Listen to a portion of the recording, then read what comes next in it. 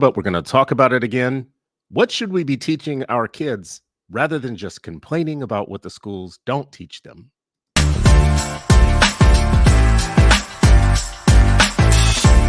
It is Freedom Friday, and you are still not free.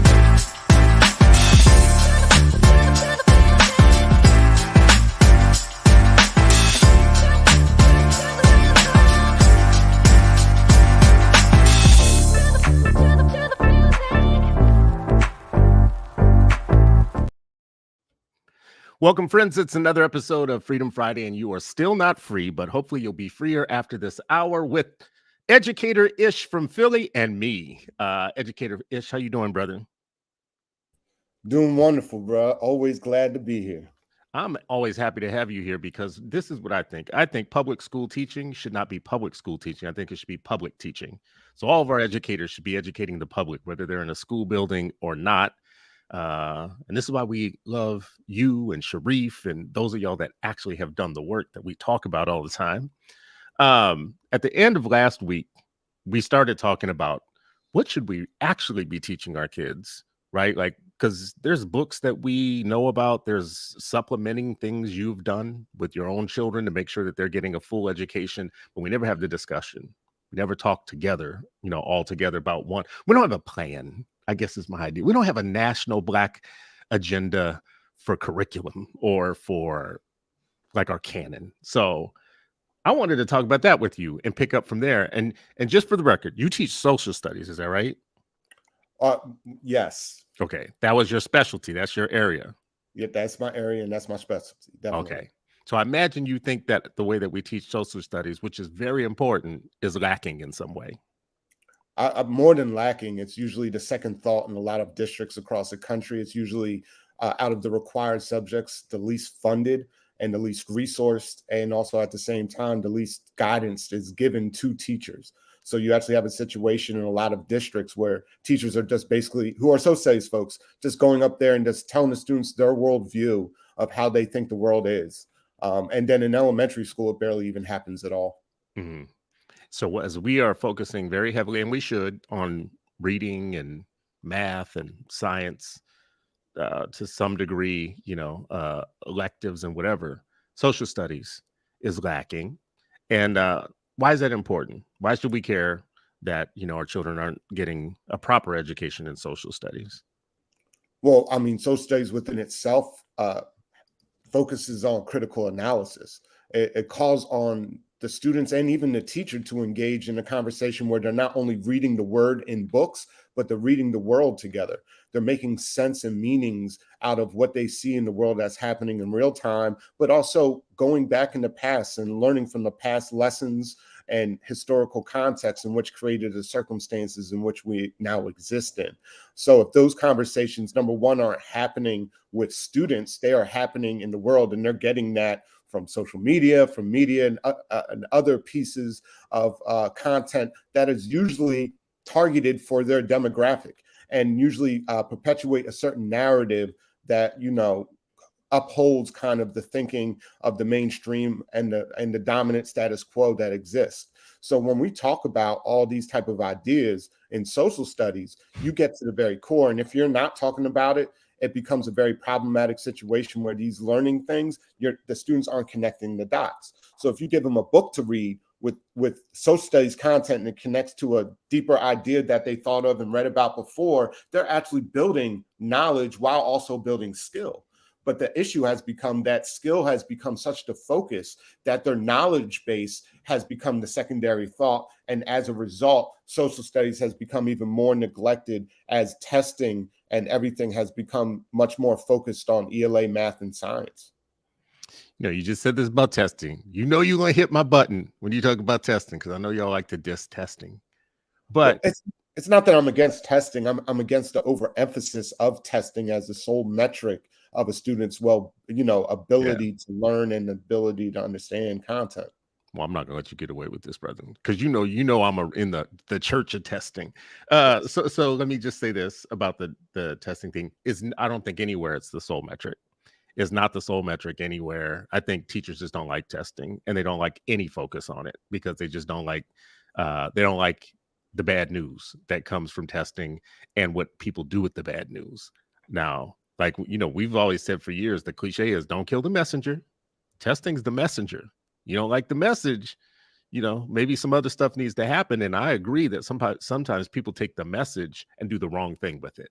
They go out there and do nefarious things in the world, but you still don't shoot the messenger. The messengers tell, like, listen, my blood pressure test just tells me very specifically, like, listen, you better lay off that salt. You better make something else happen. And I could get mad at the test, all I want. But anyways, this is where I'm driving with this. I don't want to have a big thing about testing, No. But I want to talk about how well, maybe it is a little bit about testing. It's just, how does it become richer? Like, you just talked about a lot of knowledge you're supposed to have and a lot of background and foundational stuff you're supposed to learn. And I just want to know, like, how do we assess for that? Not really talking about the assessment part, but just about how do we know our kids are acquiring this deep background knowledge, not this superfluous surfacey stuff, like, because you just said something that to me that's very important, which is it's not just about gaining it year by year. It's about the building, X, which lets you understand Y, which lets you understand, what I mean? It's just like, it's a house you're building. And sometimes we don't get any further than the foundation and the frame. So how do we, or how do you actually test for students to know that they're getting what they're supposed to be getting in social studies and these other areas that are very important that we don't assess?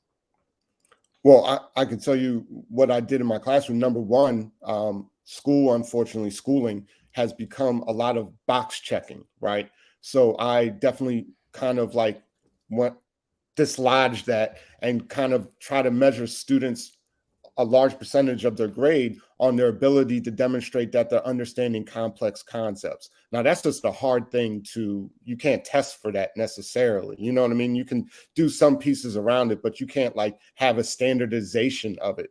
But you can ask students to self-assess themselves based on a certain type of rubric that measures their understanding. So I know it sounds cliche now, but about like 6 years ago, before the word got dirty, I created what was known as a woke rubric. That's what I called it. And it feels dirty now saying it. But the woke rubric had 5 measures. It was sleep, drowsy, disoriented, awake, and woke. And then under each measurement was kind of like a description. What does it mean to be asleep, right? You're not paying attention to concept. The world passes you by. You don't really understand. You're like rolling it or don't really care, right? Drowsy is like you kind of understand, but none of it makes sense. It's just there. Disoriented is like some of it makes sense, but it's too, you know what I mean? Mm-hmm. So like I would ask the students to self-assess themselves based on those measures. And then I would also have a conversation based on their self-assessment and tell them what I thought based on conversations in class, based on reading of the writing that they do, and the overhearing of conversation that they have with other students and conversations that they have with me. And most of the time, the students were harder on themselves than I would be. And I made it very clear, like, you can get, check off every single box and get 100%. But if you're as deep as a glass of water in this class, you're only walking away with a C, because you're not showing growth. You're not showing the ability to actually understand much more complex concepts and your relationship with that and with the world. And so like I only had I did this for like 7 years. I only had about like 6 students that got to woke level, right? And I never gave it to them until the end of the year either.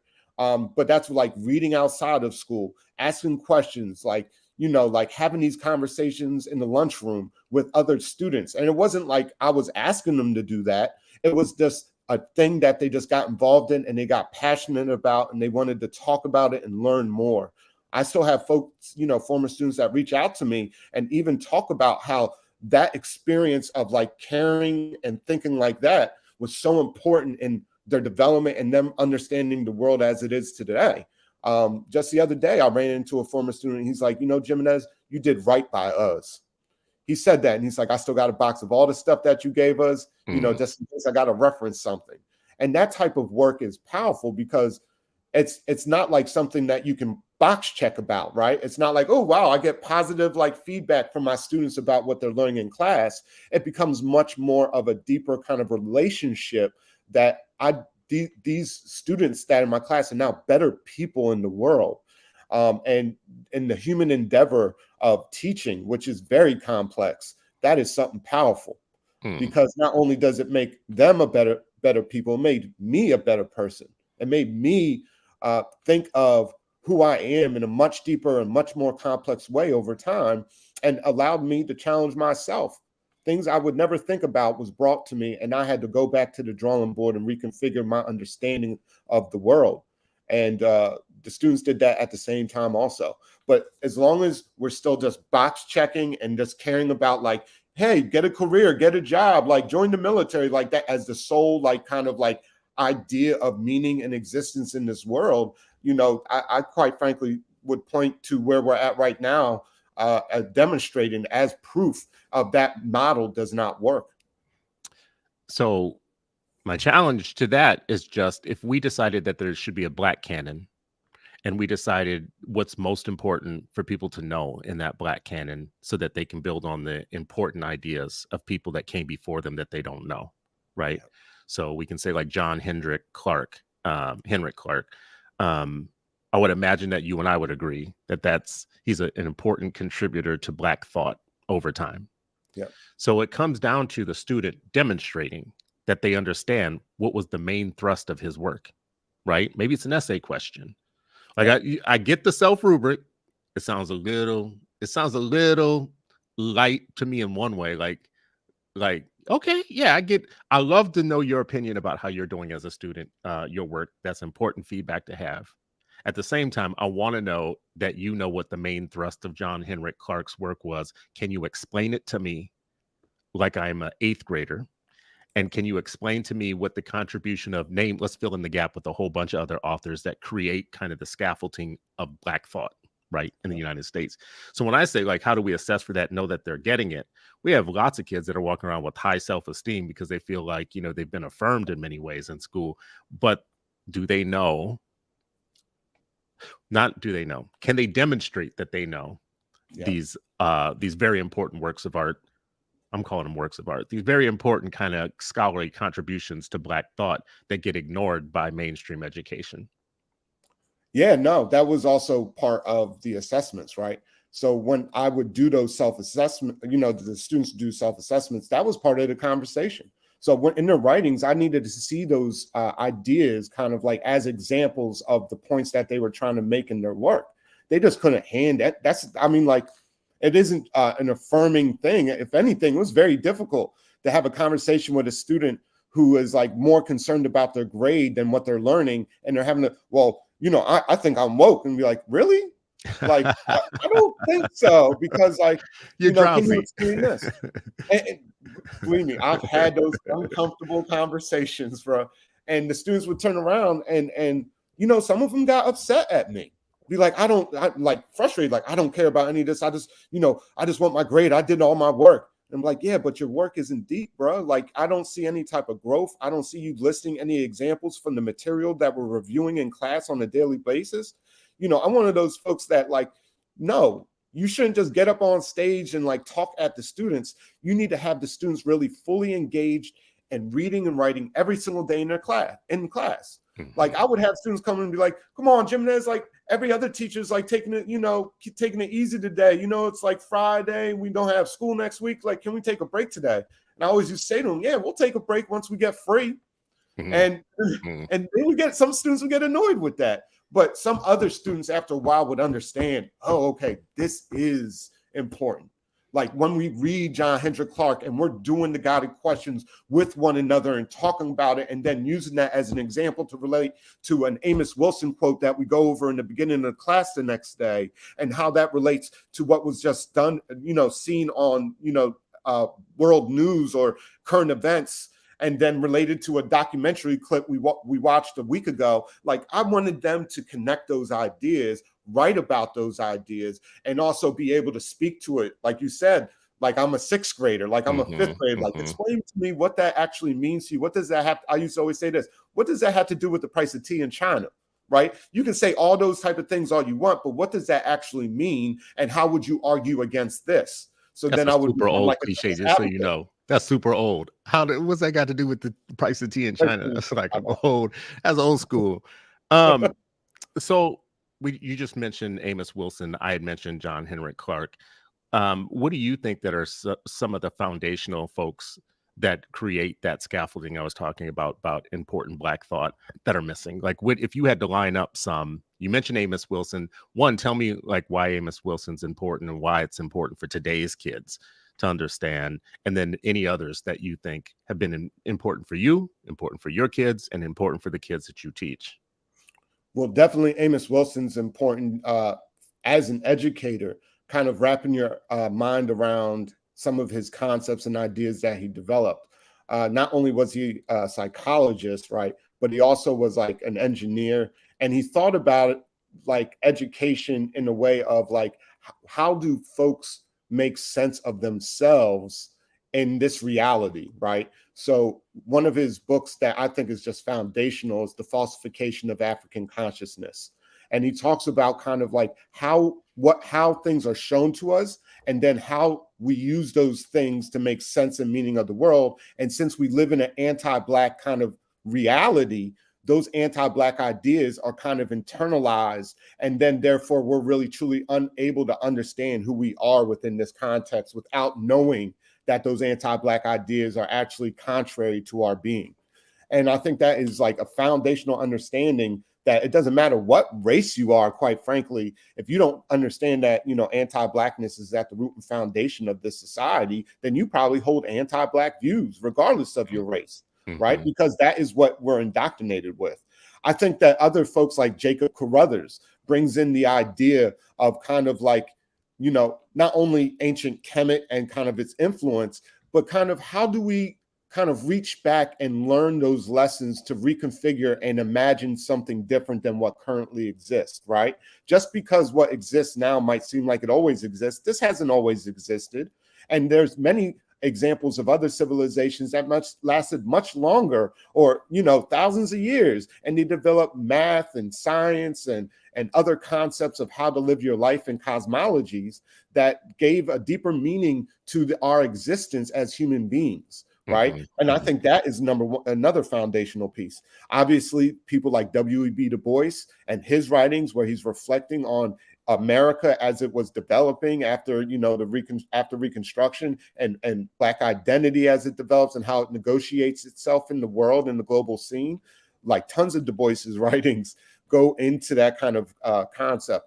I would also say, just like other examples of folks, obviously we always name Malcolm X, but I would even say examples like Martin Delany, even some of the writings of Edward Blyden, even though he has some problematic aspects. But like even looking at that is important, right? It's like Marcus Garvey. Yeah, Marcus Garvey created the largest Black organization the world's ever seen. He also had like one of the most circulated newspapers, right, that Carter G. Woodson wrote for, and Zora Neale Hurston and other folks.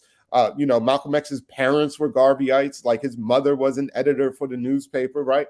And all those type of things, which has a long intellectual genealogy. But he also kind of supported, some problematic ideas of empire, of just replicating what currently exists. But you without actually understanding all these pieces, we shortchange our students and even ourselves as people in this world, as Black people in this world, trying to make sense out of where do we go from here. And then that brings me to King. Martin King has been reduced to like almost a Santa Claus type figure in this society. But when he got killed, assassinated, only 44% of Black people had a positive opinion of him. Martin King wasn't a positive, wasn't a highly revered figure when he was shot. It was after, and then how that story was told. But if you read what he wrote and what he talked about during those last 3 years of his life, he was really truly wrestling with kind of the direction in which he was going on most of the time that he was in the so-called civil rights movement, right? And that he started to question the goals in which were achieved, right? He wanted integration, but he didn't believe in integration out of power. Those are powerful ideas.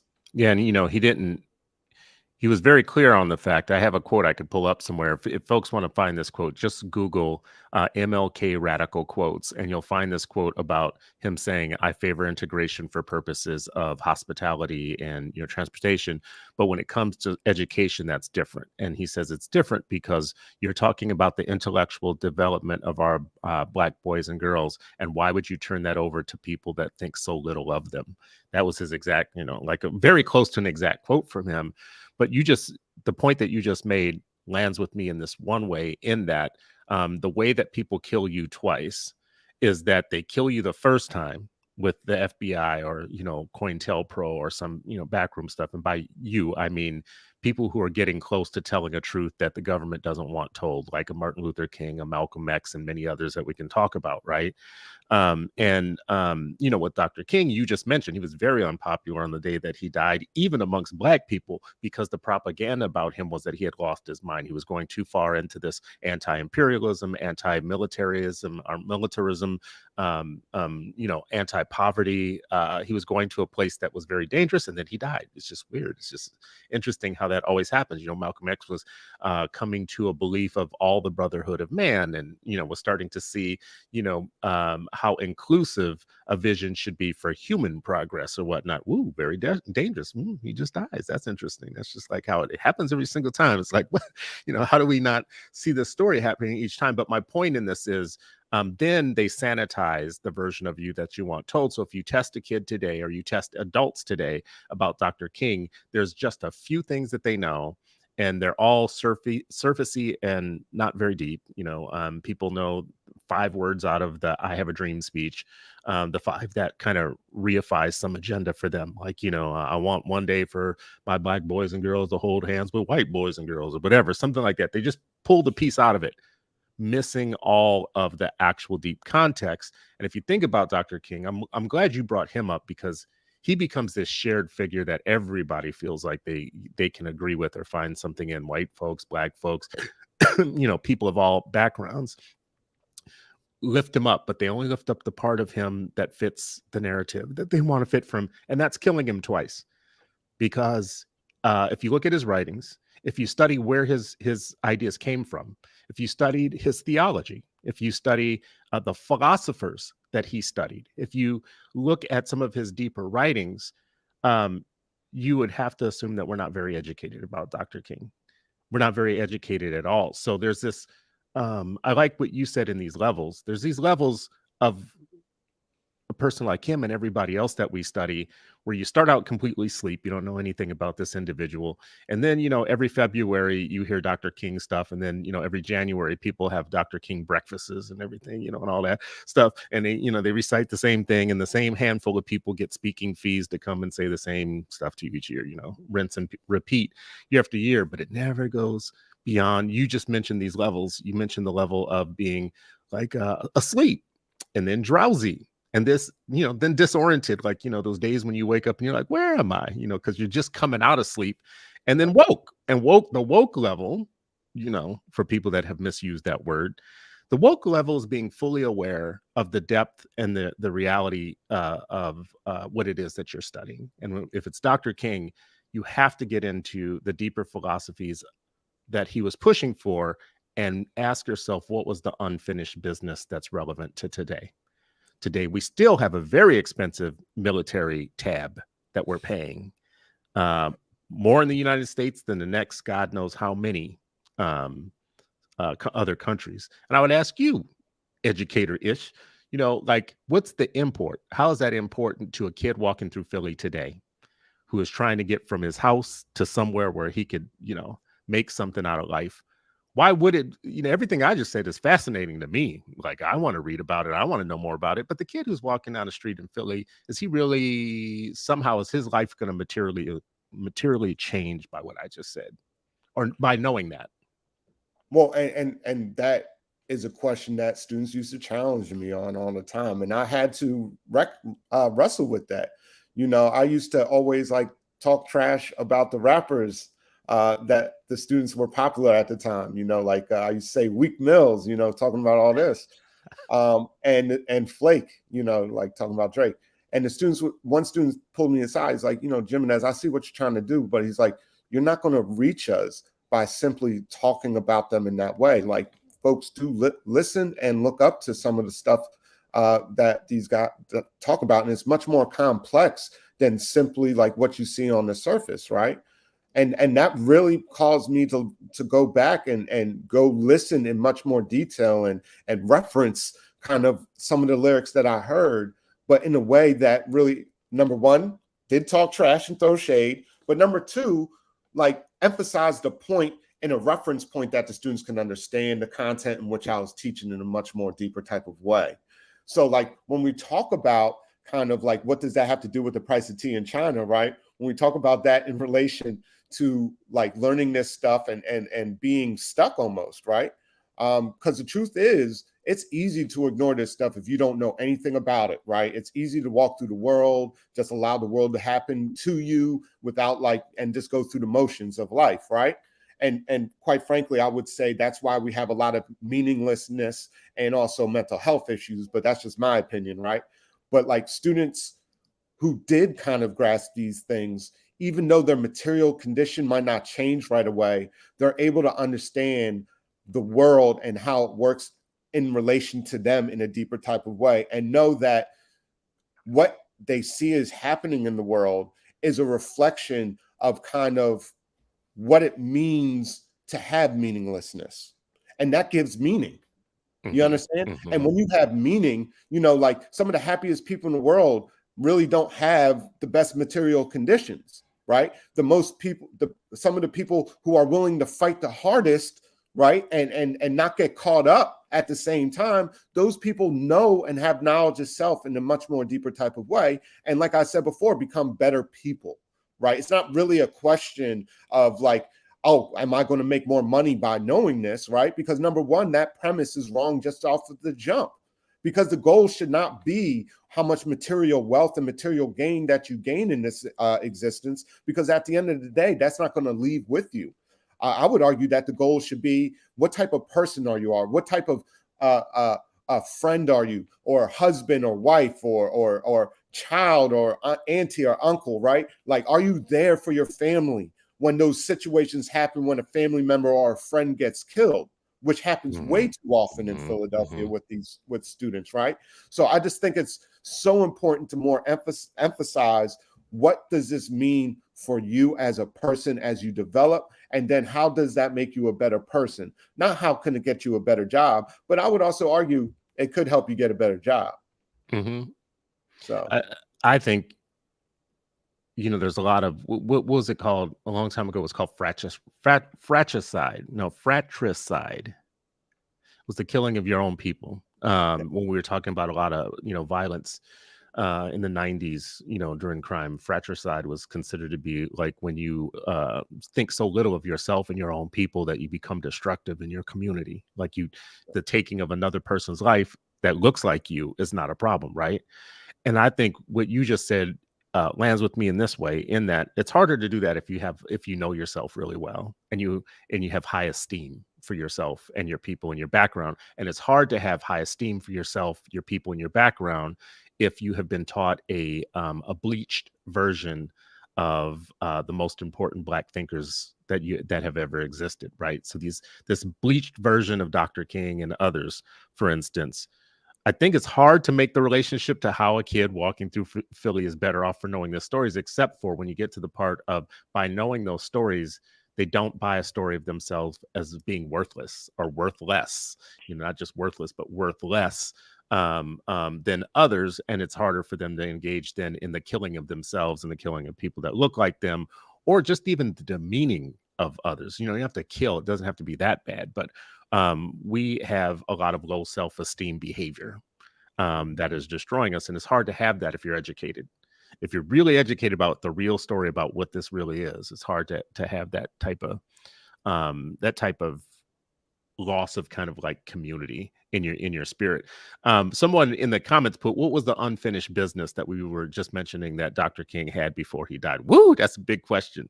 Now I want to ask you this question in two ways. Number one, just directly, like, what's the unfinished business of Dr. King? We know that he was anti-imperialist.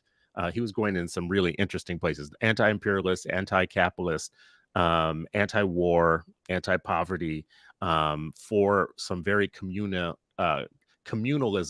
type of things, like full health care, decent housing for everybody, some things that got very dangerous for him to be preaching because he had such a following. So I just want to ask that question first, because that's the question in the quotes here. What was the unfinished business of his agenda? But the second part I want to ask you about is there's a missing decade, or a couple of missing decades. So when we talk about these big important figures, we talked about John Henry Clark, we talked about Amos Wilson, you talked about Marcus Garvey, we talked about Dr. King, Malcolm X, and then like there's a gap. Like it's almost like a lot of the figures that we talk about are important, they stop in the like 80s or the mid 80s. And it makes me wonder, what's the missing curriculum? That something had to happen between 91 and 23, right? 2023. So I do want to ask you those both questions. I know it's a compound questions a lot, but you're an educator, so I get to I get to get educated this morning. So those two things, the unfinished business and what happened between then and now. Like, where are the thinking and the thoughts and the people we should be teaching about? Well, I'll definitely starting with the unfinished business. Martin King realized, definitely towards the end of his life, that it wasn't just simply an idea of reform or tweaking around the edges of the current reality, right? He recognized that the whole thing, quote unquote, had to be done away with, and had to start something new, a revolution of values, right? Because he recognized that the connection of, the history of enslavement in this country is attached to financial interest in other parts of the world that need to be maintained by military might and force. Like you can see him like go down this whole rabbit hole with these ideas. And then it was also attached to his own kind of like theological grounding that it is wrong to kill somebody. So therefore, especially at the time with the war in Vietnam happening, Dr. King was very vocal towards the end of his life. He actually gave the speech at Riverside Church against the war in Vietnam almost a day to the year that he was assassinated. So he was literally assassinated a year after he gave that speech. And that he was very clear about kind of the connections between kind of spending millions and billions of dollars abroad to fight these wars and on other lands where folks were seeking self-determination and against those people, and then the lack of funding and prioritization of poverty at home. And that it was much more than just simply like creating a new social program or having a great society program, right? It became kind of like, what do we value as humans, right? What do we place first? Like, we should not have starving children, right? We shouldn't have people on the street without homes. We shouldn't have wars halfway across the world where people in those places are saying, we don't want your version of what you think is real. And that America should. So like Dr. King was very clear. Now, I also need to point out that Martin Luther King's statue is funded by the giant triplets, right? It was funded by JP Morgan, Walmart, and Boeing, right? And all them things Martin King was against. So like, the anti-labor practices of Walmart, the exploitative, extractive aspects of JP Morgan, and then even Boeing, a major manufacturer of weapons of war. So like when we're talking about, those are the folks who funded the statue in DC, when we take children there and be like, look, this is King and everything, and be like, yeah, but we leave out that, how his story, and I guess that goes back to him being assassinated again. So I think his unfinished business, really nobody really took the torch at this point where it is. So like I can't point to Jesse Jackson and say when he ran for president in 84 and 88 that he picked up the torch. He might have picked up the iconography, he might have picked up the language, but he did not actually pick up the strength of that, right?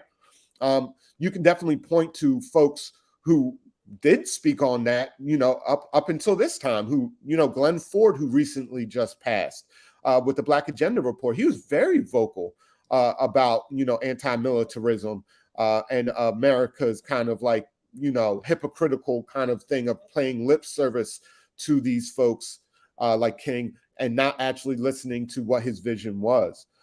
So definitely, I think that's the unfinished business that King was talking about. And unfortunately, I can't really say that, we're taking the charge of anti-militarism and, not, the overemphasis of materialism and even racism, right?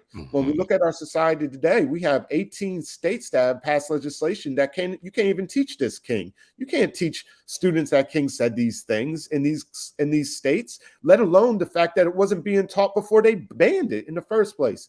So I think that is the unfinished business, in my opinion.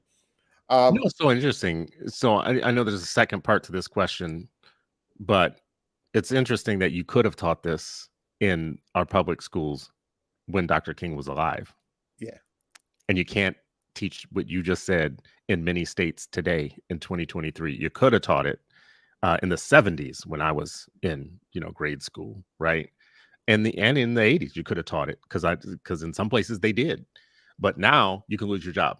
There are literally teachers getting fired for everything you just said. If that was said in a class in some states, could get you fired. That could be the end of your teaching career. Okay, so I'm sorry, I didn't mean to interrupt you. The second part of the question was, it feels like a piece of our knowledge drops off after the Black thinkers and the Black kind of thought leaders of the late 70s and into the 80s. And then it just feels like there's this like missing dead zone, and that gets us to like Trayvon Martin. Like, what happened in those times? Who are the authors? Who were the important thinkers, and what was the important advances in our thinking in what I'm calling the dead zone, that period of time that seems to be missing? Well, I mean, after the 1970s, I'm sure people in power were like, ooh, that's never going to be happening again up in this zone. So I think there was a lot of manufactured stuff that happened that came out. It's real interesting when you go to Black history museums and they start talking about post 1970s, like Black power stuff, they start getting into like culture and like Black people moving to the suburbs, you know what I mean? So like, I think there was like a purposeful type of like narrative that started to be perpetuated by, various levels of this society about the advancement, the poverty. They applied the pathology, the anti-Black pathology. We can't even leave out the fact that certain things were, pumped into Black neighborhoods that, never even seen before. And I'm not going to go down the rabbit hole, what some people call conspiracy, some people call conspiracy actuality. But we do know that the government was involved in, funding wars abroad by selling cocaine here, and the manufacture of crack was a major part of, repackaging that cocaine, because cocaine was always just like viewed as a rich man drug. And then with the war on drugs and the police and kind of the narrative of like something's wrong with these people became heavy. We can't forget though, like James Baldwin lived until 1984. I mean, 1986, I believe, right? And so he was alive during that beginning part of the 1980s, but he also was like kind of put to the margins of the conversation. So like when we have this resurgence of James Baldwin over the last like 5 or 6 years, where people are like talking about his legacy, I find it real interesting that they don't talk about him post 1975. You don't see some of those interviews of when he got older, right? You don't hear about him writing the book about the Atlanta child murderers, and the person who ended up being the person caught for that was a Black person, and him being very critical about how that's covered and how it's treated, and how we don't do a good job of really looking at what causes these situations to begin with. We don't hear about the evidence of the unseen book that he wrote. So like, I think of like kind of just the marginalization of these voices. They were still there. They're the New Republic of Africa, the RNA, which now popular organization, base organization is the Malcolm X grassroots movement. They were a direct line from the 1970s. One of their first presidents was Malcolm X's widow.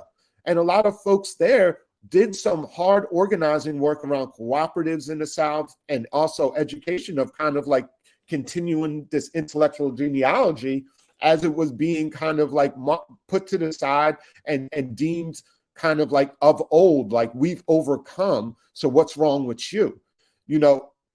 James Cone, some of his best work was cultivated in the 1980s. We had professors across the country that were still talking about these things, but we just didn't have that same access as what it was in the 1970s and the 1960s, when media was much less consolidated. And then in 1993, I believe, or 1994, when Bill Clinton passed the Telecommunications Act that allowed media become so consolidated in a few corporate hands. And, folks, financial interest is not in elevating, or was elevating, these type of stories and these lines.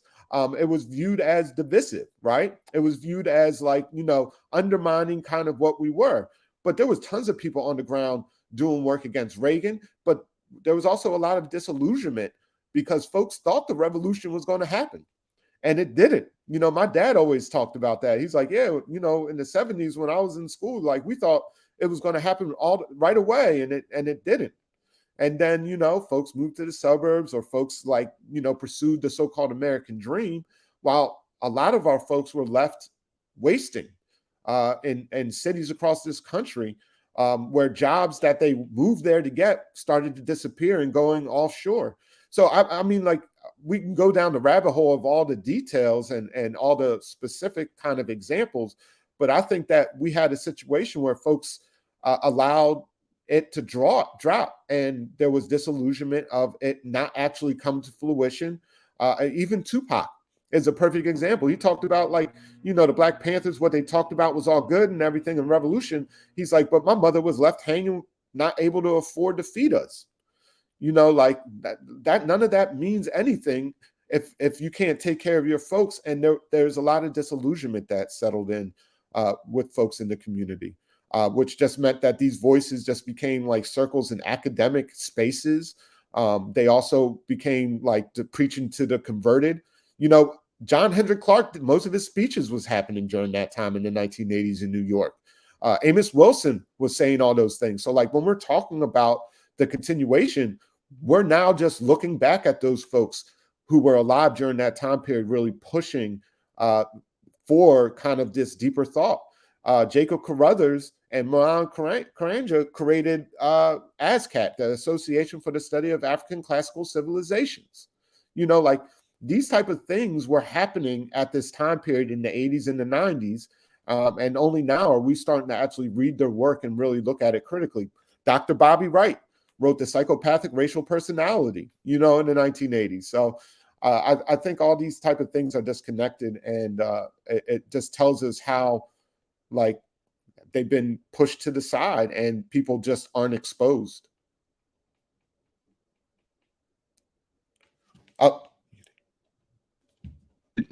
There you go. I'm going to try and sell you on a lesson, and you being the educator, tell me if this would work for you.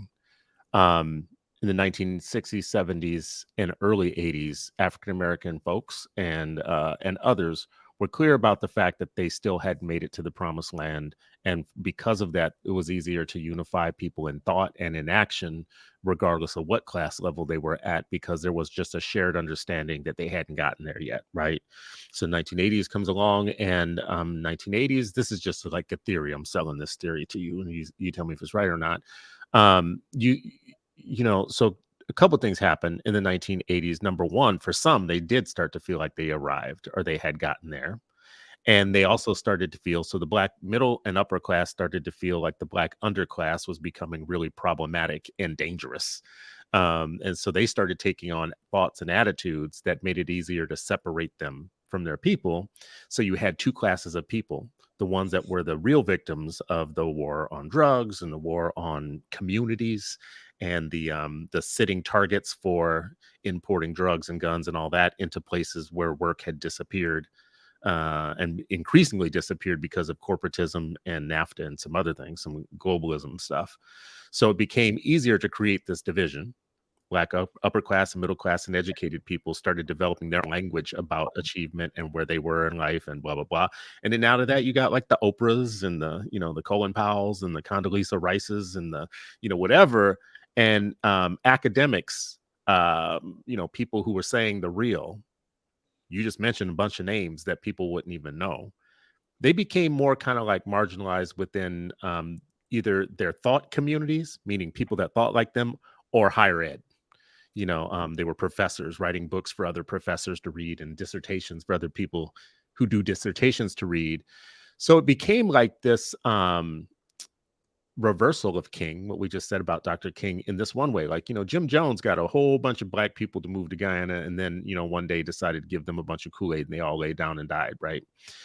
That's what happened in the 90s to black thought, was the Kool-Aid of material achievement and financial achievement and rugged individualism and the separating self from others, the materialism, the gross materialism. I mean, if you look at the late 1980s and the early 1990s, the whole aspiration of people was the donkey chain and the Mercedes. And Dr. Umar actually points out that black people are the biggest buyers of the Mercedes brand.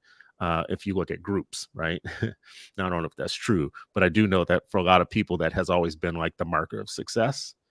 So maybe that's why there's a dead zone of black thought. And maybe this is the lesson that we teach young people about progress and then reversal of progress. We made some thought progress in the 1970s and into the 1980s, and something started happening. We should explain what that something is, and we should have evidence, teach about it. And I think more people than not, because of Michelle Alexander and others, would be able to tell you some things about the war on drugs period. But what they won't be able to tell you is something like you just mentioned, like some of the stuff that Clinton passed that had far-reaching implications for people or whatnot is not even studied. No. We don't even talk about it, right? So that's that dead zone of the 90s and beyond. Is we had a civil rights era and it came to an end, and then we had a materialist era and a nihilism area. So half of the black folks, or not half, or some portion.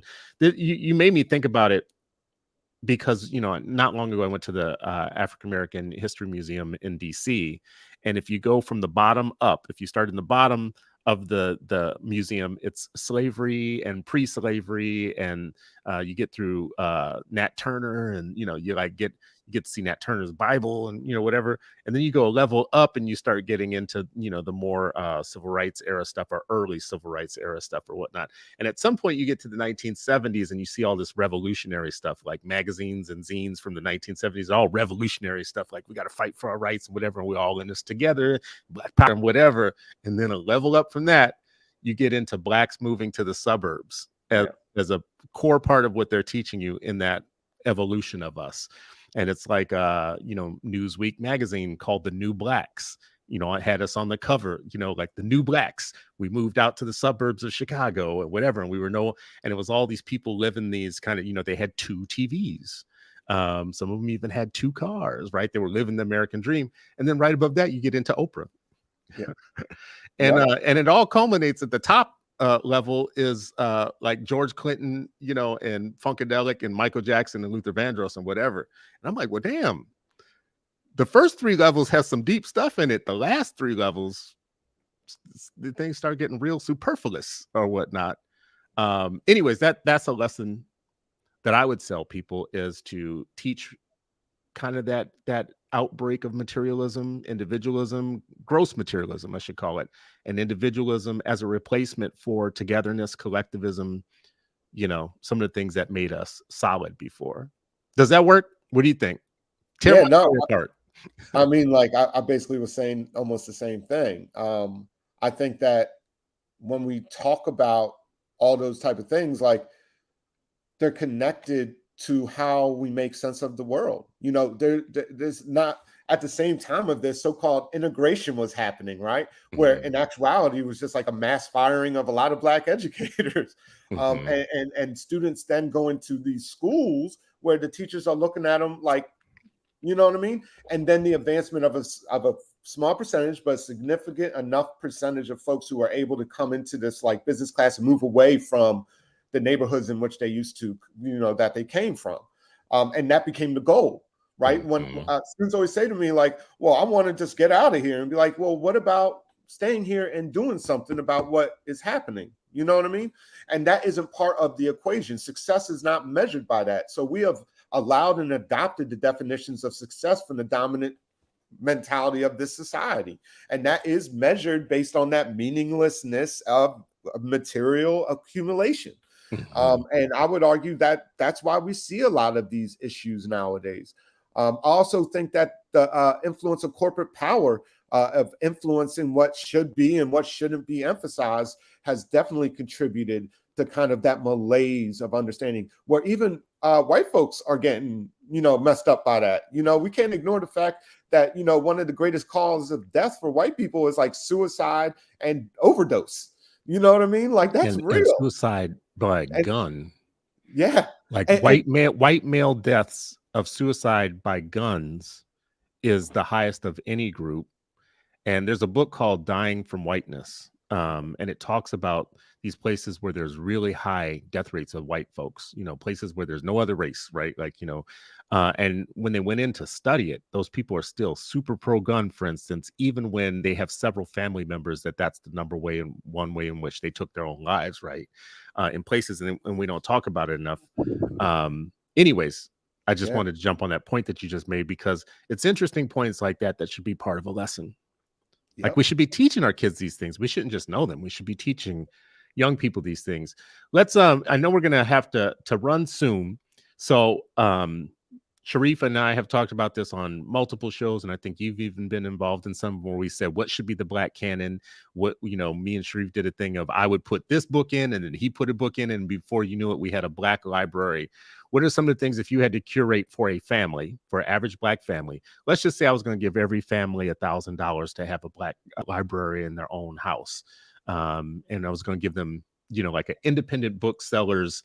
I was about to say Amazon, but I thought you would get me for the corporate stuff. So, I'm going to give you a voucher to a Black bookstore, but every family has to have these books and these lessons in their home library. What would you put in that? Well, first, I would definitely put in, I mentioned earlier, Amos Wilson's The Falsification of African Consciousness, Dr. Bobby Wright's The Psychopathic Racial Personality. I would also include James Cone's book, Martin, Malcolm in America. That's a wonderful book. I would suggest a recent book written by Dr. Josh Myers out of Howard University called Of Black Study, which goes over W.B. Du Bois, Cedric Robinson, Sylvia Wynter, and Jacob Carruthers. I would say that Jacob Carruthers' Divine Speech, Meta Netter, that is also a book that I would say should be part of the canon. I would also suggest, obviously, the autobiography of Malcolm X, but I'm biased like that. I would suggest W.B. Du Bois's last autobiography, the one that he wrote the last year of it, like few years of his life when he was over 90 years old, and you get to see his whole life and him reflect about that. I would say Barbara Ransby's book, Ella Baker and the Black Freedom Struggle. That book is fantastic. And it also gives you a deeper understanding of really the role that like people like Ella Baker played in really shaping what we consider the modern civil rights movement. And it wasn't just out of nowhere. I would also suggest book by Asa Hillard, Saba, and that talks about African-centered kind of thinking and education. I would suggest, I think I'm already close to $1,000 here, though. No, I'm playing. Yeah, because some of these books you mentioned, when you go look them up, they're like $59 and $60 in some cases. Some of them are out of print in some instances.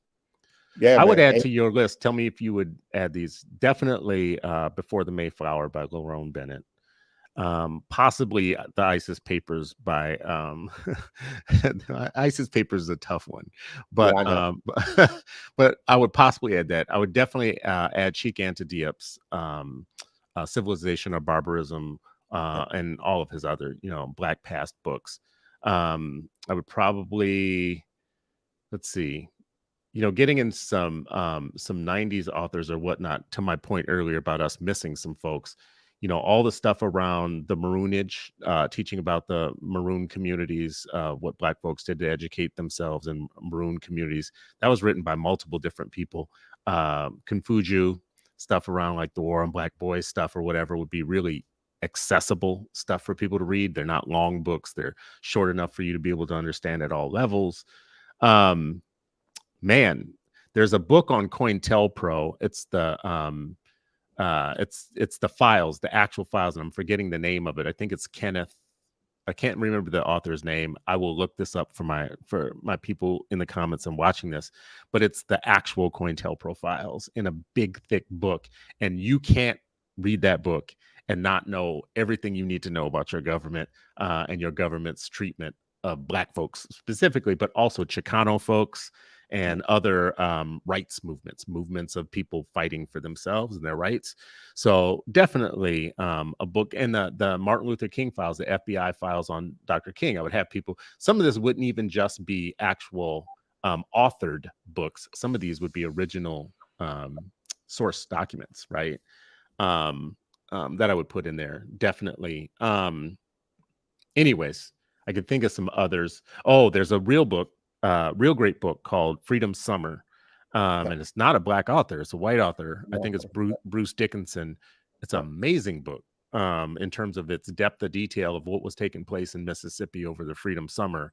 And it's got so much background knowledge in it that you can't read that book and not come out the other end way more educated than you went in on what really happened with folks. I mean, we hear a lot of people say very ignorant things like no one alive today ever was a slave or was owned a slave, meaning we don't owe anybody anything. And, you know, right now your life is just what you made of it or whatnot, which is the dumbest thing ever. And by dumb, I mean literally dumb, like literally ignorant, literally not knowing, literally lacking knowledge of how we got to where we are today. So when you see imbalances of society, we should fill in the gaps of people's knowledge of how we got there, like, you know, how this came to be. Because, you know, we're going to raise a really ignorant generation, and I'm starting to see it happen already in some of our own people, just being so ignorant to where they're of the moment. They don't know how we got to where we are right now. On that last point, I'll just say this much to everybody listening. Yeah, nobody today owned a slave and nobody today was a slave. But nobody today wrote the Constitution, and we're still supposed to like be lifting that up, right? Nobody today founded America. Nobody today. So why are we? I mean, listen, Thomas Jefferson said the dead should never rule the living, meaning we shouldn't be living all this founding father stuff or whatnot. We should have written a new Constitution by now, because, you know, nobody alive today wrote that, you know. So why are we still living on it, living by it? Anyways, that's just me being snarky. Brother, jump in here. Yeah, I just want to add a couple more books, because when you started talking, I'm like, oh snap, I didn't say this book. The Lost Education of Horace Tate by Vanessa Sitter Walker, Fugitive Pedagogy by Jarvis Givens, his new book, School Closed, a collective memoir of Black student witness. That book is fantastic. And he actually looks at like primary source material of Black students talking about what it meant to be taught by Black teachers from another angle. Great book. I would also suggest Memora Ani's Urugu, where she's a doctor of anthropology, and anthropology is the study of like cultures and everything like that. And she said Europeans use this to justify, but they never looked at the development of European culture. And that's what the whole book's about, man. The book is mind blowing. I can't believe I forgot to name that book. I would also say that really any book by Jacob Carruthers, Irritated Genie, about kind of like the Haitian Revolution.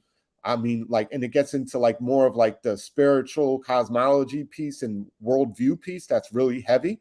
You know, there's a reason why Toussaint died in jail, believing that he went to Europe to be equals with folks, and his ass got portrayed and he ended up dying in a cell. And then Dessalines was like, nah, bruh, we ain't messing with none of y'all. And he didn't kill all the white folks. He didn't kick out all the white folks. The white folks that banged out with them were able to stay. Yeah. But like these narratives, these complexities are left out. But once you actually know about it, you start to understand, oh, we're talking about a counter narrative of like the human endeavor of viewing the world. And I think that a lot of these authors, a lot of these books allow us to actually see that there's another world possible, that many people have dedicated their lives to actually helping us to imagine what that world could potentially look like, and also recognize what this world is. You know, that COINTELPRO book, I know exactly what you're talking about. And I would also say King's last book, Where Do We Go From Here? Mm-hmm. I didn't even know that was written until I was over like 30 years old. Mm-hmm. I would also say Carter G. Woodson's Miseducation of the Negro. If you have not read that book, please read that book. And there, you know, when you ask a lot of people, students, adults, everything, who started Black History Month, they say, oh, didn't Martin Luther King do that? It's like, nah, man, Carter G. Woodson. It's almost 100 years at this point. So just all those pieces, I just wanted to emphasize. All great pieces. And I think we should keep talking about how we actually fund getting every household a Black library. It's my dream, like when you know somebody's going to have a baby, to say, here's your kit. like just to ship it to them. Like, here's the kit, here's the 18 books, or here's the 21 books. Make sure they're on the shelf in your house, whatever size shelf you have. You could have a little shelf, you have a table, whatever. Just make sure these books are here. Well, listen, I appreciate you. Educator Ish from Philly came in to deliver a lesson again today. Hopefully you'll come back again, because we got more lessons to talk about. And you mentioned some of them today. There's a lot we could keep talking about to make sure that our audience is educated on these things.